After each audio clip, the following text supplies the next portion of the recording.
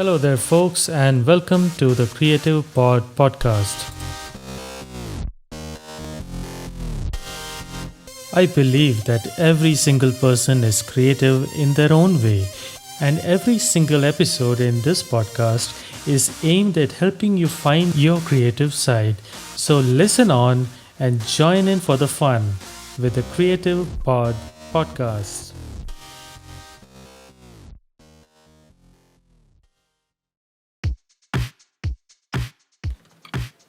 Hey guys, before I begin today's topic, I want to let you know a little something about Hubhopper Studio. You know, this podcast is hosted on Hubhopper Studio. That is HUBHOPPER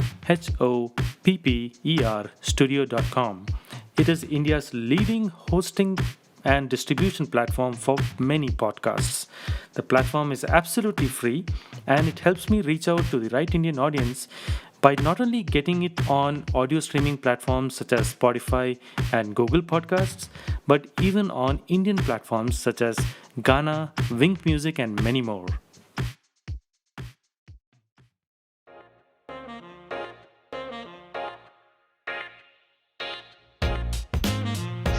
All right, folks, welcome to the Creative Pod.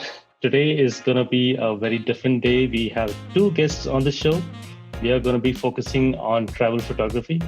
We have Aradhna and Preeti, two avid travelers and who not only love traveling but also capturing those amazing moments which really help us relive those beautiful fleeting times of our travels through photography.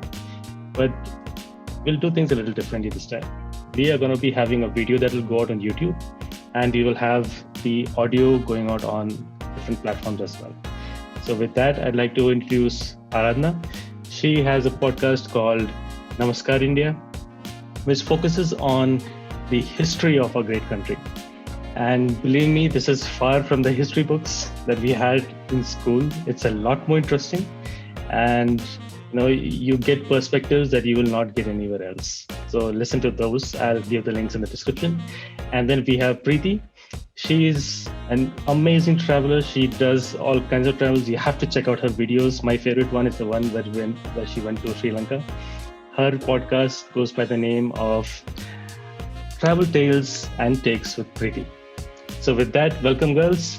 And I would now leave it to you guys. Preeti, you would give a brief introduction about yourself, and then we'll go to Aradhna, and then we'll jump right into the topic. Thanks so much for that introduction, and thanks for having me on the podcast, Shishir. It's an absolute pleasure to be doing this and talking about something that I kind of figured that all three of us are so passionate about. So yeah, what you said is true. I am a traveler, a blogger, and a podcaster. My podcast is called Travel Tales and Takes with Preeti, and it focuses mostly on travel stories and experiences from around the world. And given that photography is such a visual medium for storytelling as well, I'm interested to see where this conversation goes. Likewise. Aradhna, over to you. Thank you, Shishir, for having me here. A little bit about myself. I'm a software engineer based out of Silicon Valley here in California. I know it is very cliched, but it is what it is. But I do specialize in human-computer interaction, customer empathy, and accessibility. So very much into aesthetics of things, and travel and photography is my passion. But one thing I always struggle with, and I am here to learn that today from both of you all, is how to avoid gear hoarding. That is something I suffer with. So, Shishir, Preeti, by all means, educate me here. Well, let me kick it off by giving the appropriate term for what you just mentioned. So, gear hoarding is also known as GAS. I know it's kind of funny. GAS. GAS, yeah. GAS, Gear Acquisition Syndrome. So it's actually has a name. Oh my God. Yeah, and I'm part of a lot of photography groups, and then I came across this post one day. It says, "I'm suffering from serious gas, guys. What do I do?" And I was wondering, gas, why is bringing this gastronomical issue in a photography thing? And then someone said, yeah, gear acquisition syndrome. I'm suffering from it as well, and I'm already running few EMIs, and it kind of went in that direction. And I realized, okay, aaj gas se kam hai. Oh my God, I have gas troubles. That doesn't sound right. This is the first time I'm hearing an actual term for this, and I'm so glad it's like a universal phenomenon. I thought it was like a personal weakness, but turns out it actually is. No, we all have gas. If you're into photography, you have gas. So that's the first thing we learned today, guys. So we all have gas. But while we all tend to get into this rut of thinking, hey, I need that particular lens, or I need that tripod, or a gorilla pod and whatnot. But let's be practical here. When we go on any kind of a travel, and Preeti, you do a lot of it, right? How do you deal with this particular feeling that how do you beat that urge that I want to get this before I go on a travel? Like, how do you go about it?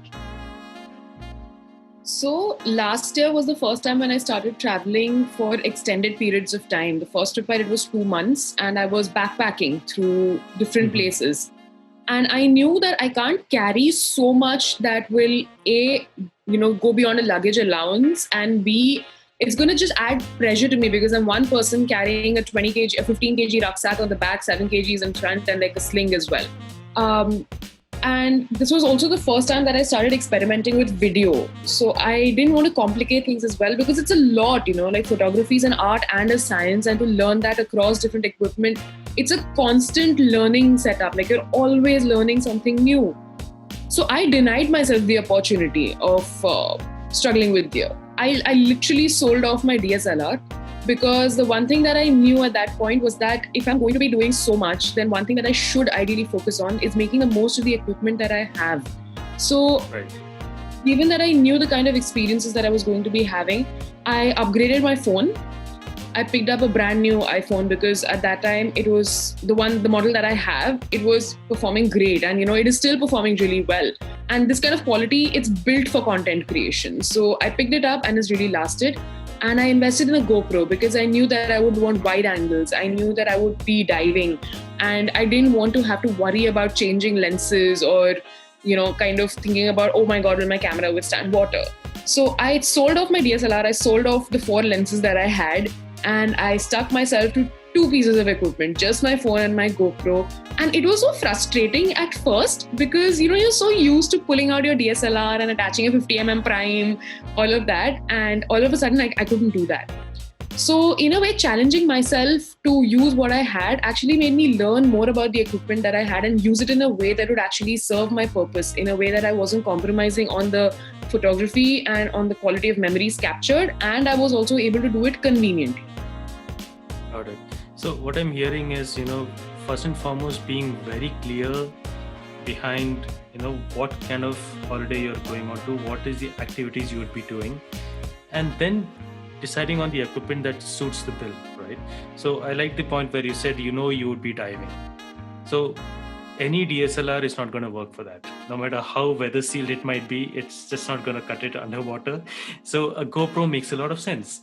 And then even iPhones today are also waterproof, to a certain level of depth. So you could even use it underwater over there too. So that makes a lot of sense. So let's come to Aradhna. So Aradhna, you had a few pictures that you were sharing with us earlier. We'll come to those. But then I understand you have an SLR. So, as a user, as a traveler, what is the biggest gripe you have with that? Yeah, one is the weight, right? Like the weight of the DSLR. It's my precious baby, but carrying a 5D Mark III along with like 2 lenses and a huge camera bag, couple of things is like I always end up paying extra because of the luggage allowance. And a lot of places when I was traveling across Europe backpacking, that became my nightmare. Like exactly like what Preeti said, it became my nightmare that, oh my God, my shoulders were hurting and all of that was happening. And I was like, I don't know, man, whether it was worth it or not. Carrying all that weight on my shoulders and lugging that thing around, and you are walking for miles and miles all together. So I think that became my biggest nightmare there. I I completely get where you're coming from. So, my last vacation was in Ahmedabad. So that was something that me and my wife, had planned for a long time. And then getting leaves, like both of us are working, so getting leaves for both of us at that duration was quite difficult, but we made it happen. We went there, and by that time I had invested in a mirrorless camera. So I had a 70 Mark II prior to that. And anyone who's used that camera will know that it's not a light piece of equipment. It's heavy, just the body itself is heavy, right? So with that I had just one lens. So I sold all of that. I went for a mirrorless camera, and I completely relate to what you're saying. The weight suddenly just reduced. So I can, in fact, show it. So this is the camera I have. And the best part of this that I find is it's light, even with the lens on, and it's a full frame camera. So same 5D Mark III, same size sensor. But yeah, even with this form factor, I will still say it does not make things extremely light as well. It still has its own weight. It does not beat a mobile phone or a GoPro for that matter. But again, coming to Preeti's point, I think being planful of what you're going to do, just because you have a DSLR does not mean you take the DSLR along with you. I mean, sometimes it just won't make any sense. If you're going to be backpacking and walking for miles, having that camera is going to make you feel like throwing it away at some point of time. You may not do it, but then again, right, those feelings do come. You asked for it, so... Oh boy, check that out. This is big. This is huge, right? Like, and with all the extra lenses and prime and all of that with its bag, it's huge. Like, damn. That. Imagine what we have over there with Preeti. Which one is I picked up a mirrorless. I picked up a mirrorless in November last year after 8 months, 10 months of just using my phone on GoPro. And in a way, like I started feeling so much relief because, what I was coming back to something that I'm kind of used to. And also because like when you're shooting video, you want certain kinds of, shots. Like if I want something like a really close up or a macro of the food, then a phone doesn't normally cut it because it doesn't have that level of zoom. So that's kind of where I started finding the mirrorless to be interesting. And also the thing is that, now I'm not completely dependent on it because I realized that even when I was traveling with the mirrorless, that sometimes, like it's sudden. If you see something just like shoot past you and you see like an elephant grazing on the side and the elephant's going to go, then I don't have time to like pick up the camera, fix a lens, switch it on, put a mode, put the settings. Now that I know how to use my phone and my GoPro, I will just pick up one of those because those are so much easier. So I think in a way, like you said, planning for a trip is great, but also, to be able to use the equipment that you have at the spur of the moment, I think that can really help with a lot of time saving and also capturing that shot that you really want without worrying about how much of technicality the DSLR is going to kind of serve up. Correct. Which camera is that, Preeti, with you? This is a Sony A6500. A6500. Okay, got it. Yeah, the small form factor really. And that's why even I switched to mirrorless because of the small form factor. And, one tip that I can give to anyone who, prefers to use an SLR or mirrorless. So many of these cameras will come with, I don't know if it's visible. So over here, there are this custom buttons, so you can actually set it to a specific setting, so you don't have to worry about switching it on, go into that mode and then making the setting. You just bring it to that custom mode and it's set and you can just quickly get onto it. But I think before even going to that, first and foremost, being comfortable with using the SLR, I think that's more important. You should come to a point where without looking at it, you should know where your thumb is going, what button is there. I think so. Spending time with the camera is really important. So let's talk about gear now. All three of us have cameras with us. If let's say we do decide to take our SLR, what lenses would be something that you would pick up? Preeti, what would you do? I would pick up a wide lens. First off, when I was using the Canon, I was using the Canon before. I had a 10-18. And it was so wide. Oh my God. I had that lens too.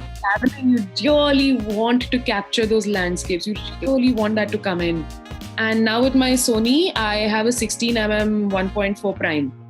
Wow. which is beautiful. Like, it is beautiful. It is wide, but it also offers a depth of field that, that I can play around with, and the quality that comes out of it is magnificent. So it's great for photo, and it's great for shooting video as well. When, in complete layman terms, if I want a blurred background, I have the blurred background available with me now. Yeah. So a wide is something I would always carry, and I definitely go with a prime. Like, a wide is great, like in a kit. But I mean, I would absolutely always have a prime with me, because I just feel like the prime delivers such crisper, such clearer photos as opposed to, a kit lens. And there's so much more experimentation possible. So yeah, that's one that I would recommend. So when you say a prime, which one would that be? Like, you already mentioned a wide angle. So prime would be what, 50 or something? Or I've always loved the 50 and 1.4. I've always loved it. So that would be your choice. So a prime and a wide angle. Yeah. Got it. And how would you use your phone in conjunction with that? Because phones also today come with a good amount of zoom. They also come with wide as well, right? So how would you pair up the phone with your SLR or your GoPro? Right. So now that I have 3 pieces of equipment, I use my GoPro largely for movement shots. Like if I'm traveling and I want a shot of the road, or if I'm going diving, or if there's a lot of water involved, or if there's a lot of movement involved, because the GoPro that I have, the Hero 7 Black, has fantastic stabilization. And that level of stabilization is not achieved by my camera, not even close, and not even through the phone, because ultimately for the phone, you need a gimbal. Even for the camera, you need a gimbal if you want that buttery, smooth stabilization. But the GoPro offers that. And also because it has such a wide frame, then I'm able to capture a lot of movement as well within it and not have it completely distorted. Yeah. And what about the phone? How would you use a phone along with this? So the phone, now that I have a camera, I've tried to wean off the phone and start using the camera a little more. So now I use the phone in emergencies. Like if I know there is something happening right now, and I don't have the time to pick up the camera. Like, for example, in Sri Lanka, there was a blowhole. And the blowhole is obviously timed to sport water you kind of figure out how long it's going to take based on the sound of the waves coming in, and how long it is seen. Like, this is like trial and error.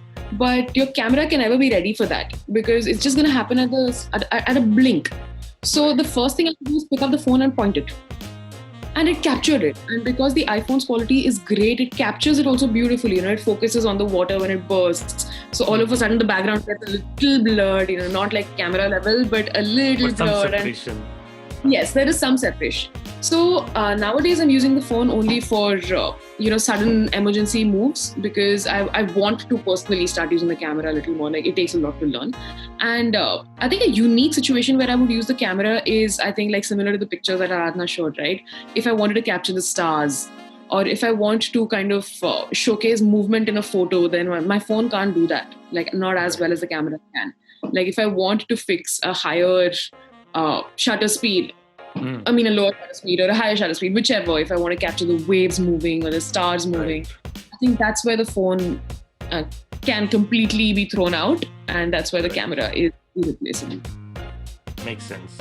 So Aradhana, let's talk about some of your travel photos that you've taken.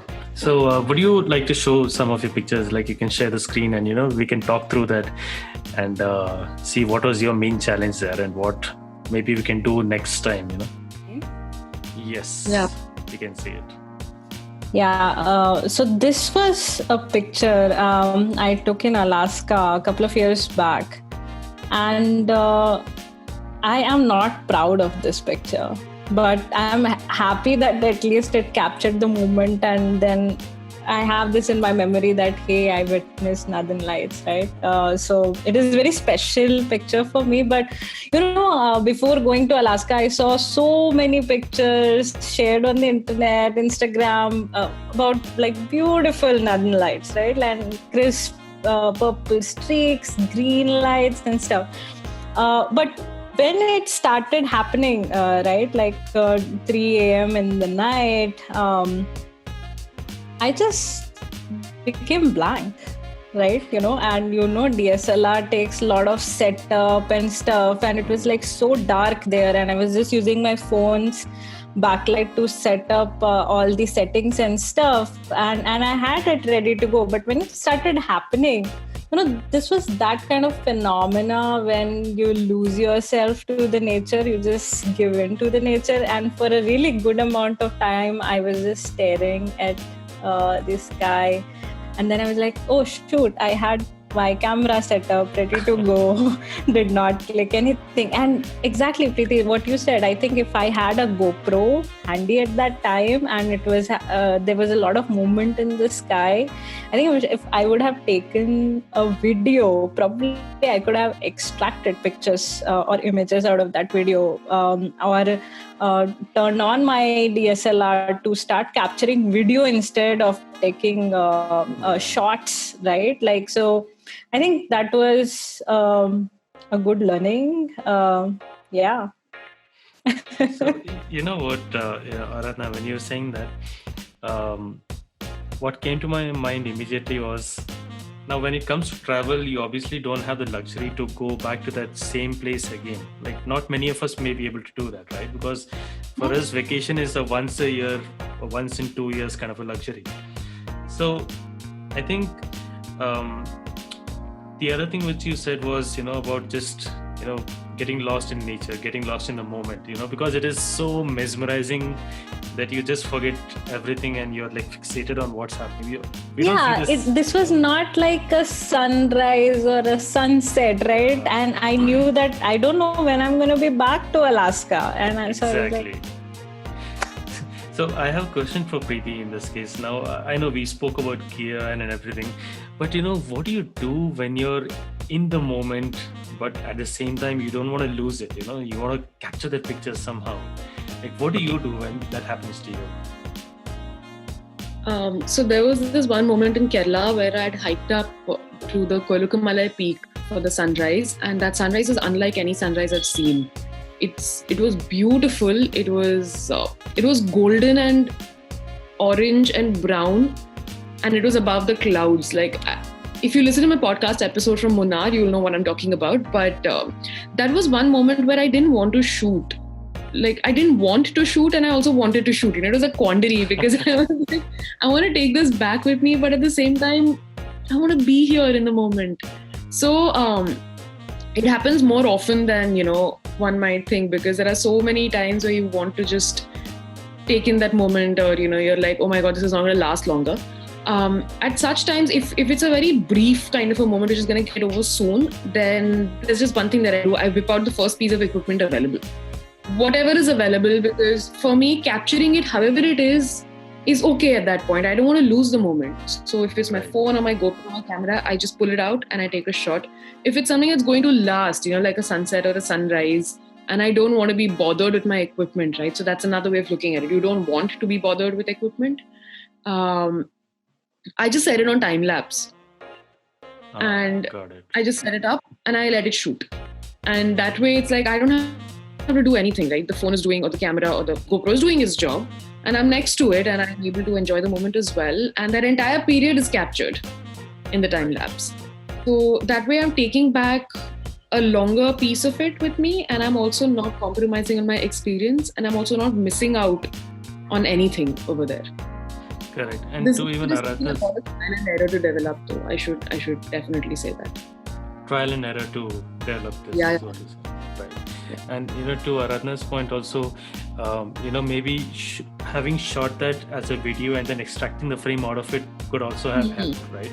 So I think situational awareness, presence of mind, and of course being familiar with your equipment. I think these are a few things that I see as a recurring theme, right?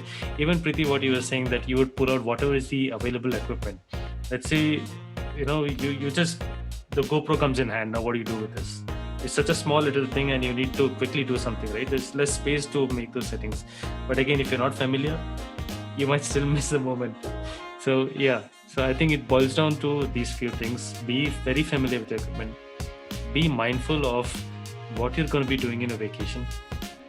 And all said and done, do not forget to live the moment. I think that's a big part of it. Exactly, and this is one moment which you are seeing on your screen.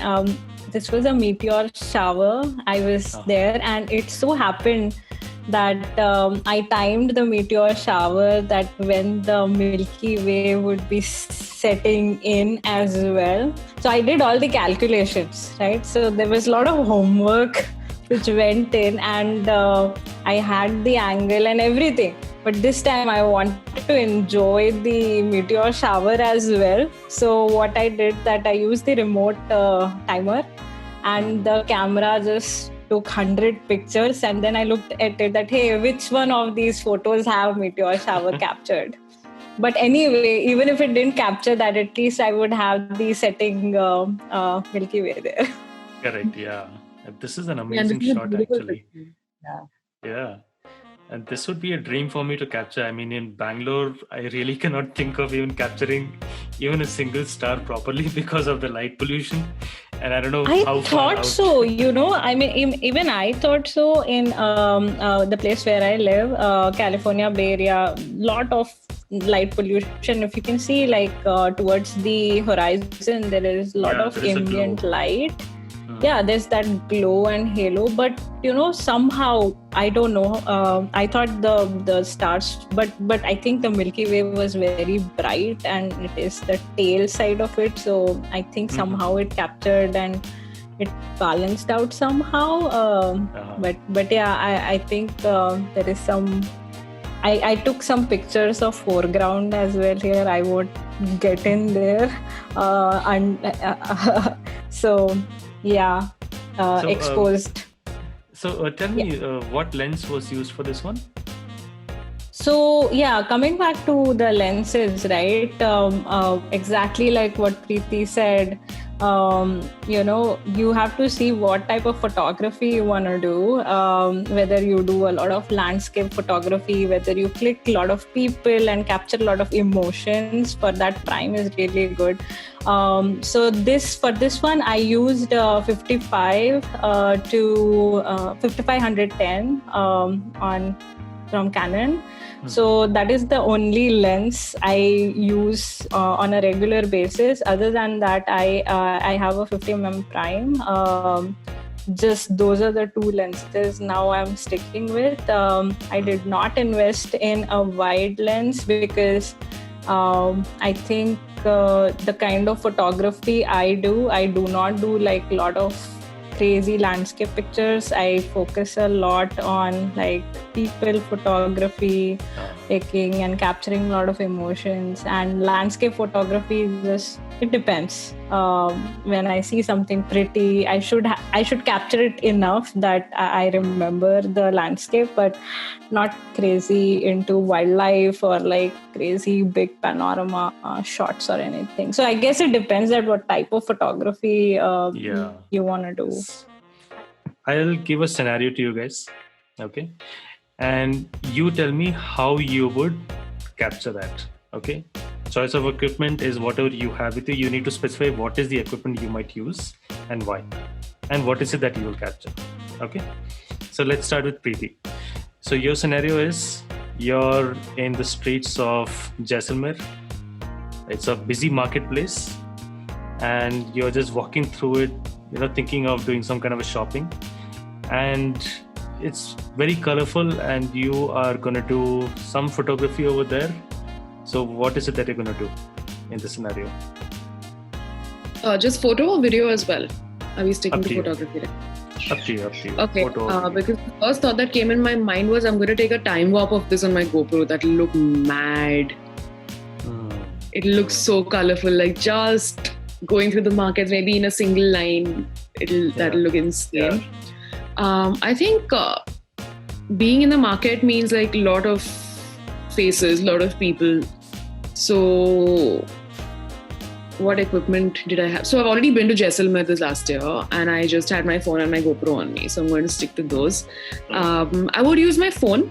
And if possible, I would try to switch on portrait mode on it and try to capture faces, because I think some stories can just lie in facial expressions itself. And I think a marketplace is a beautiful place to capture that because it's all so raw, so real, and it's where they're in their element, right? So there are a lot of stories that can come out over there. That, and I would also want maybe some overarching street shots, like maybe if I go off to the roof of some building in Jaisalmer and look down into the market from there. I think that can also provide a really different perspective, also to just show the scale of the place and to kind of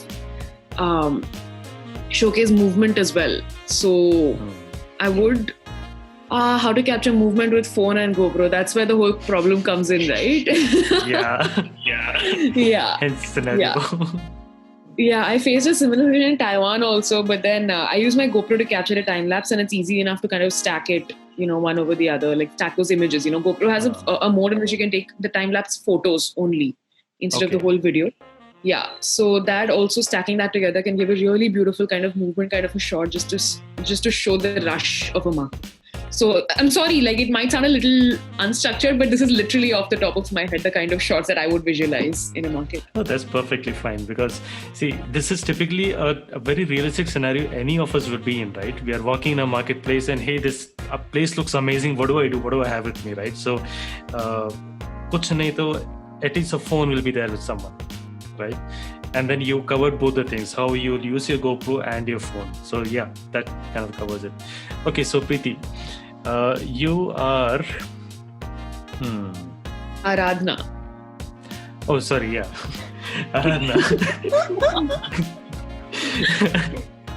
Sorry, mixing names. Aradhna. So here's your scenario. You are hiking on a hill. There's a lot of foliage around you and maybe a few monkeys here and there. And the trail where you're hiking, it's like a climbing. You're like climbing onto the hill, right? So on your right side, there's like an open space. You can actually see the hills nearby. A bit of fog, and it's a little early in the morning, so even the lighting is not that great. But the overall feel of the environment around you and the slight glimmer of the sunrise coming up over the horizon is in front of you. Like, this is your scenario. What are you going to do? What's the equipment you're going to use and why?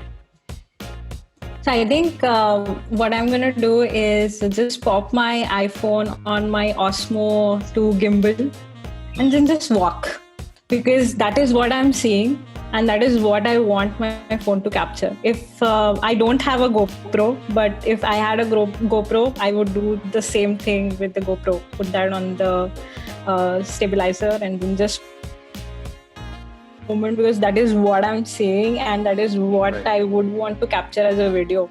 And for pictures and stuff, just use the same equipment I would have had and then just take pictures, because it is a hike, right? So I don't want to lug around my beast with me. And I think Shishir, you mentioned a great point that trying to use the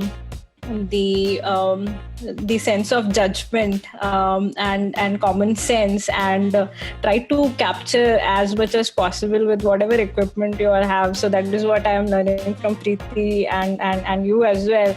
And then maybe in post-processing we can try that to extract images. So videos are great, right? I mean, you can extract pictures out of it. So I think in this scenario, I think I would want to capture exactly what I'm seeing and exactly what I'm feeling, because that fogginess and all of that, I think video captures it beautifully. Amazing point.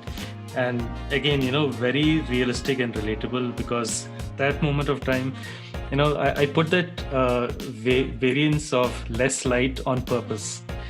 Because all of us will be in such situations, and I have been in such situations many times. So I'm sure we have all heard of Nandi Hills, right? So it's that one hill near Bangalore where everybody goes to. There are a few people who have been in Bangalore but never been there. But for the remaining 99.99 population, everyone's been there at least once. So there is a hiking trail to that hill. Fortunately, not many people know about it. Even if they know, they may not go on it because it's fraught with monkeys. And it's a decent level effort, I would say. 1.5 hours you are going to be walking up, so it's not easy. But I've been there several times, because I just love that environment, that fogginess. I've been there at like 3 o'clock, 4 o'clock in the morning when it is absolutely dark, and even if you take out your phone, there's no use, because you're just going to use a torch for it. You can't even see anything, right? So that's how it's been. And at that moment of time, just to put myself in a scenario, you can't whip out any equipment at that point of time, because even if you take the phone and say, okay, I'll use flash, believe me, only you will be visible and maybe those leaves around you, but the environment will be all black. So what do you do in such a case, right?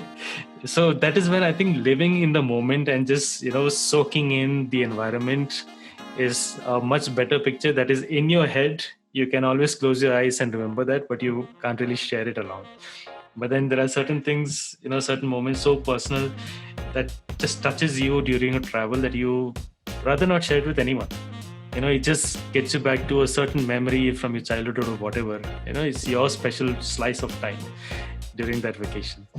So yeah, those moments happen as well. And I think as a traveler, we need to be open to, these sights and sounds that the place, the environment you're in gives you, because you're not just capturing moments, you're also living it. While videos can help with, helping you relive that particular moment, but actually having been there with all your senses focused into that moment is irreplaceable. So yeah, travel photography, one thing, but traveling is another story by itself. So what do you guys say? And yeah, I have a very personal story exactly around what you said, Shishir, because for a really long time, I thought that I couldn't travel solo, or at least that thought never crossed my mind, right? And I'm a really good planner, a really good photographer and all of that. But I will always have my family or my friends or like a big gang with me, and then we travel, Accompany travel, yeah. But yeah. So people will divide all the responsibilities. Hey, you're going to do this, you're going to do that and stuff like that. But I really wanted to push myself. So my goal for last year was that, hey, I'm going to do one solo backpacking trip alone, and I won't carry any gear on me, only cell phone. And I chose Hong Kong for 3 days. And trust me, I thought that I suck with navigation, and I was able to manage everything by myself, and it was such an empowering moment that because my husband always says, hey, tujhe to disha bhram hai, you can't find your way out. But I was able to manage everything in a place where language could be a barrier and stuff, and all the signs and everything is written in a different language. English is not a norm and stuff, but people are very nice. You have to attempt. And another thing which was liberating was I was not thinking much about my gear. I just had a very small backpack on me, and I was just walking everywhere and was not in a hurry, or was not at all thinking about taking pictures, capturing everything and stuff. So the way I experienced Hong Kong was very different. Pictures were like an afterthought, that okay, I soaked everything in. I went to Lantau Island and saw the Big Buddha, and I was like, okay, this is like a monumental place, I should take one photo. And in the whole trip, I think I took only like 20 pictures or so, not more than that. And that is very unlike me in 3 days. And I think maybe one selfie with myself at the peak. That's it. That, hey, I was at the peak. So it was a very liberating moment, because I think the purpose of that visit was to prove myself that, hey, I can travel alone. I can manage it on my own. Solo traveling is a thing, and I can do that. So I think the purpose of that trip, traveling and travel photography. Yeah. So it was special. Yeah. Awesome. What about you, Preeti? Anything like that you would like to share? As Aradhana was speaking, I was trying to remember the last trip in which I had not worried about my gear, and I was having a hard time, because the thing is, when this becomes your job, it's very difficult to not do it. Like you can't. A lot of people think it's a vacation, but it's like actual work, and when you have to literally be thinking all the time about the kind of shots you want, the kind of places you want to go. It's too planned, and I'm actually not a planned person at all. I love to just take my bag and go. In fact, I think for me, the ideal trip of sorts where I was creating content as well as having the best time of my life was last year when I went to, it was over 75 days. I did Tamil Nadu, Kerala and Sri Lanka. So in one trip, like I didn't come back home. By the end of it, I was so sick of my clothes, I wanted to burn them all, but that's a separate issue altogether. I think for me, special moments so the thing is, I started traveling because I fell in love with travel, right? So like when content creation happened, there was a little bit of the joy that kind of started fading away because it's bound to happen. Like when something becomes a job, it becomes a job at the end of the day. But I'm able to find like a good balance, and I think that happened for me on the Sri Lanka trip because there were so many special moments on that trip. Like I spent a month over there. The bomb blast happened when I was there last year, but it was still like one of the best trips of my life. There are so many stories from there. I think one very special one, which I managed to get on camera as well, is a little bit of a personal accomplishment. I managed to jump off a waterfall that was about 15-20 feet tall. I'm not sure. Wow. But this happened after like an hour of me standing on that ledge thinking that, what, if I jump, I'm going to die. Like this was literally my thought. And this friend of mine, like I'd met her on the trip itself. She had my GoPro and she was shooting. And because I wanted it on camera. And the GoPro ran out of battery because I was just standing there for that long. So like the GoPro was gone and I didn't want to take out my phone because it's a waterfall and you never know, right? Like although these devices are set to be a certain level of waterproof, you don't want that risk. Right. But I still took it out and I was like, listen, I'm going to jump now. And she's waiting and she's like, listen, your phone battery has only 15% left. It's okay if you don't want to capture this, do it for yourself. Don't do it for the camera. But she was shooting anyway, and at one point, I don't know what happened, like after deliberating for hours and hours, okay, not hours, like an hour, without any warning, I jumped. I just jumped. And at that moment, right, I didn't know if it had been captured on camera. I didn't know if there was anyone shooting anything. I didn't know if it was on, nothing. Because suddenly in that moment, I was like, you know what, even if I don't capture this, it's okay. For me, it's a personal accomplishment that I've actually managed to fight this fear. And I've managed to do this jump and I've managed to come out alive. So I think that was a major moment for me. And the fact that it was captured was the icing on the cake. It wasn't, I didn't think it would be captured, but it was there. And for that, I'm very grateful. But I think that's where the love of travel kind of takes over my love for photography. I think there's a very clear pecking order over there.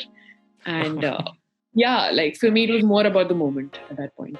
Yeah, awesome. I think for me also, right, like photography happened because I started to travel. I started seeing these beautiful places, meeting all these beautiful people.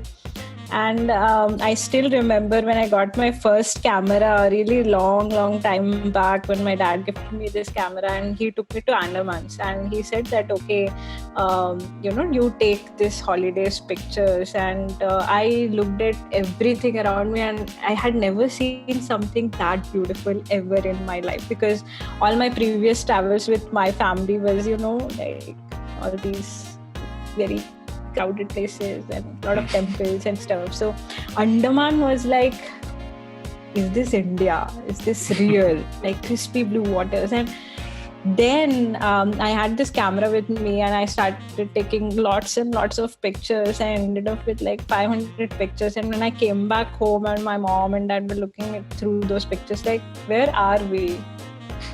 Right? So I did not capture anyone from my family in all those pictures. And yeah, right? Like, and my mom was so pissed that, hey, the only camera, the real camera your dad has, that has our pictures. The new fancy digital camera we got you, that was like a Sony Cybershot, and I did not take a single picture of my family. And they were like really, really upset. But I cherished those pictures, like So photography happened because of these beautiful places, and all these beautiful places I traveled. So I think, like Preeti said, sometimes traveling does take over. That's so true, actually. I remember when, so the Ahmedabad vacation I was telling you, right? Me and my wife had gone on. So there's a place in Ahmedabad, it's called Kankadia Lake. If you see, if you go to Google Maps, you search Kankadia Lake, from the top, it looks like the State Bank of India logo. It kind of looks like that, it's circular and it's got that keyhole wala thing. So it kind of looks like that. So one unique thing about that place was, when you go in the evening time, there'll be a rush of people over there, and they have made, where you can like sit on this bench like things, and right under you, there's like maybe about 2.5 meters drop, and then you have the lake starting after maybe another, like an L-shaped platform. That lake is filled with catfish, and I mean huge catfish, like maybe a meter long, maybe, huge catfish with long whiskers. And those fishes literally come onto the platform in bunches, because people are throwing like, seeds and whatnot, and they'll come to try and eat that. It is amazing, because Gujarat, again, being a dry state and a vegetarian state predominantly, right? So the fishes are very safe over there. Those fishes literally jump onto the platform and they'll be there trying to eat. It is an unreal sight, So I completely relate to what you guys are telling that time, right? Sometimes that moment just goes away. Me and my wife are just standing there and seeing. And then I'm like, I have never seen this fish like this before. Then I realized मेरे पास camera भी है. So I then whip out my camera and I'm looking at those fishes and I'm filling with my camera. Because I can't get my eyes off of that. Let me try and share my screen. Let me show you. I had the picture with me. How do I do this? Yeah. Okay. So this is the one. Are you guys seeing this? Oh my God. This is what I'm talking about. Check out those whiskers, man. Salvador Dali would not have whiskers like that. So this is what I'm talking about. Unreal. This is unreal. I've never seen anything like this in my life. Yeah, me too. And that's the craziness, and you just keep staring at these guys lapping up in the water and trying to eat. Like this guy, like this fellow is already on the platform, onto the water. And then they'll slither back in. And the entire lake is circular, right? So you'll have multiple places like this where all of these fishes are there. This is not just one place, there are multiple. That's, that is what travel does to you. It shows you sights and sounds you could never have imagined. Something so simple. A fish out of the water, yeah, it's good to think, but yeah, have you seen one? Well, I've seen several now. That's the amazing thing of, this whole traveling bit. So I'm very glad, guys, that I could have both of you on the show, and we shared some amazing stories, some really good tips. At the end of the day, it comes down to, why do you travel? Why do you want to take the picture? And if you want to take the picture, you don't have to be suffering with gas, so to speak. And whatever equipment you do have. Thank you. Thank you for helping me solve that gas trouble of mine.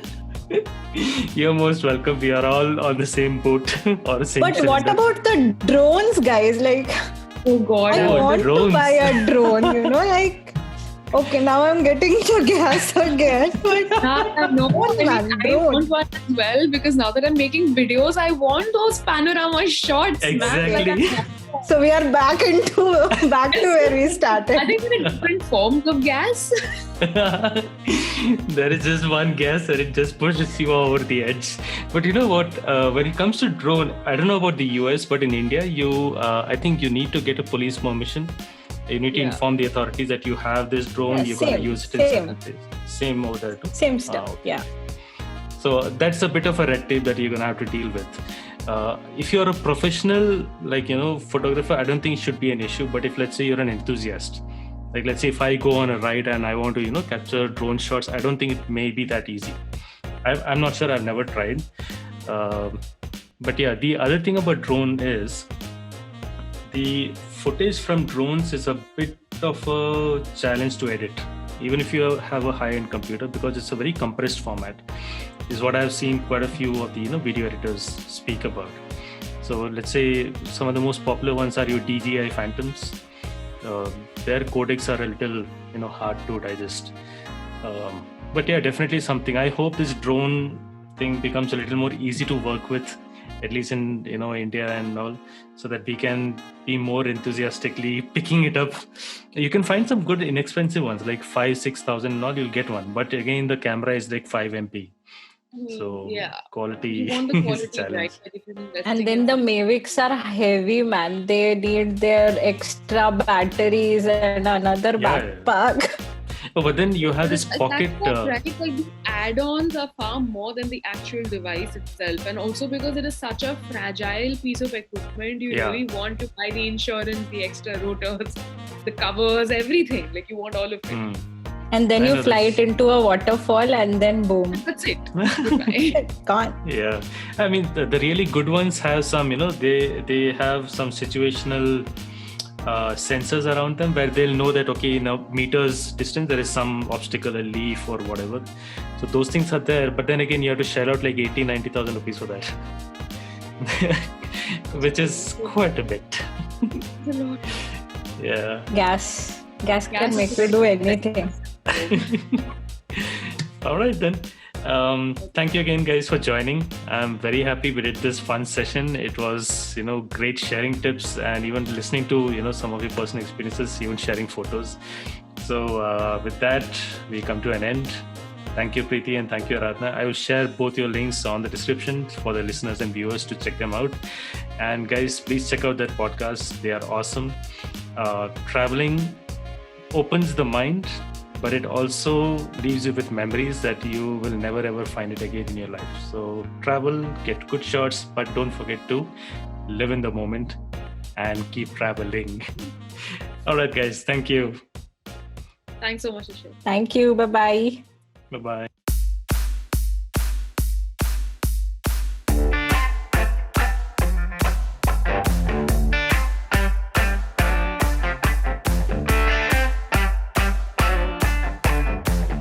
And with that, we come to an end, folks. Keep on listening and get creative, one episode at a time. Let me leave you guys with a little thought. You know what limits imagination? Well, it is you yourself. You just need to try a little harder, and I hope this podcast helps you explore your creativity and see what more you can do. Please go ahead and engage with us. I would love to hear from you. We are available on YouTube, Facebook, Twitter, Instagram, Reddit, Photolog, Patreon, and IMDb.